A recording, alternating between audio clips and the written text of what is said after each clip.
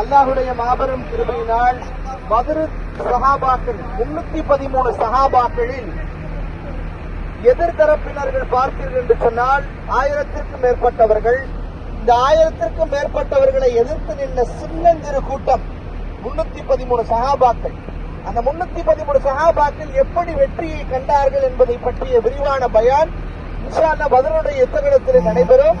இந்த இடத்தினுடைய இடம் என்னவென்று சொன்னால், பத்ருடைய யுத்தகலத்தில் கலந்து கொண்டு தங்களுடைய உயிரை தியாகம் செய்த 14 சஹாபாக்கள். எத்தனை சஹாபாக்கள்ங்க? அந்த 14 சஹாபாக்கள்ல கிட்டத்தட்ட பாத்தீங்கன்னு சொன்னா மிகுதியான ஒரு 13 சஹாபாக்கள் அன்சாரி தோழர்கள். அன்சாரி தோழர்கள் என்று சொன்னால் மதீனாவில் இருக்கக்கூடிய அந்த தோழர்களுக்கு அன்சாரி தோழர்கள் என்று சொல்வார்கள்.